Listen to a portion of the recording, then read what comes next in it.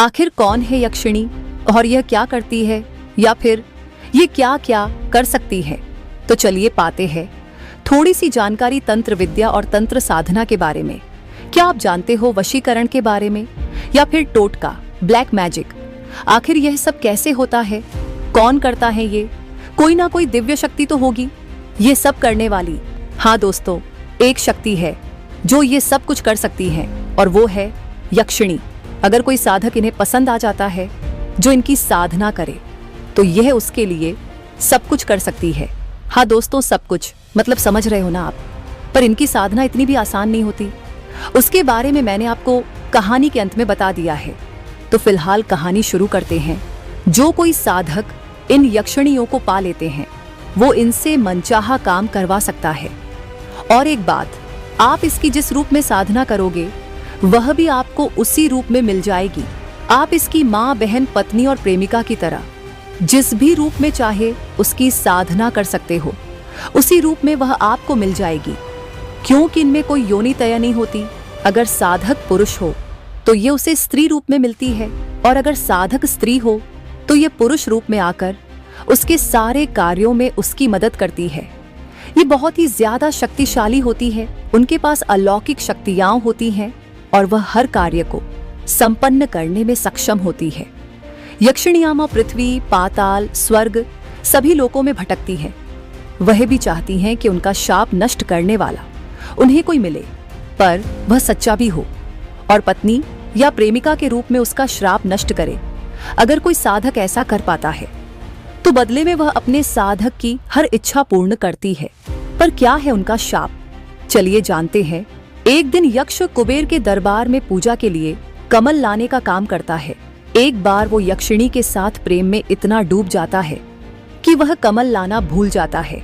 तब कुबेर उन्हें यक्षिणी से वियोग का श्राप देते हैं। वियोग की दशा में यक्ष मेघों द्वारा यक्षिणी को संदेश भिजवाते हैं, पर उस दिन से यक्षिणियां साधक की हर इच्छा पूर्ण करती है, क्योंकि वह स्वयं वियोग के अग्नि में जल रही होती है। कभी यह भगवान शिव जी की सेविकाएं हुआ करती थीं, पर अब अपने यक्षों के वियोग में भटकती फिरती रहती है, और इनकी संख्या अनंत है। कुछ सौम्य होती है और कुछ उग्र स्वभाव की।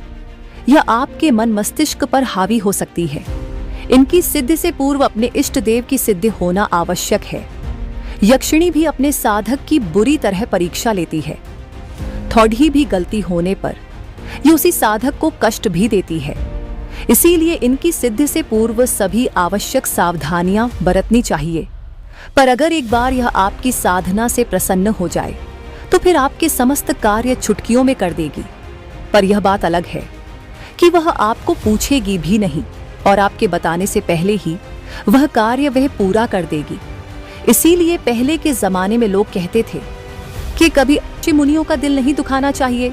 न जाने कौन अपने झोले में कौन सी विद्या, या फिर कहा जाए तो यक्षिणी छुपाकर बैठा है। क्योंकि अगर आप उनका अपमान भी कर देते हो, तो वह साधु या फिर तांत्रिक भले ही चुपचाप चला जाए, पर यक्षिणी चुपचाप नहीं बैठने वाली। वैसे तो यक्षिणी को पाने के कुल 32 मंत्र हैं, वह भी हर एक यक्षिणी के लिए एक। पर फिर भी मैं आपको एक मंत्र ऐसा बताता हूं जो वेदों में निहित है। पर इसके लिए आपको एकांत की जरूर है। और एक बात ध्यान रहे कि मंत्र जाप करते समय आपका मुख पूर्व दिशा की ओर ही हो। यह यक्षिणी आपकी सभी इच्छाएं पूर्ण करती है। अपने एकांत कमरे में रतिप्रिया यक्षिणी का चित्र लगाकर ओम आगच्छ आगच्छ रतिप्रिये स्वाहा मंत्र का जाप करें। यह साधना रात्रि के अंधेरे में ही की जानी चाहिए। आपकी सभी मनोकामनाएं पूर्ण होना। अगर आपको यह कहानी अच्छी लगी है, तो कृपया इस कहानी को लाइक और शेयर जरूर करें। और हाँ, सब्सक्राइब कीजिए आपके अपने चैनल स्क्राइब स्टोरीज को।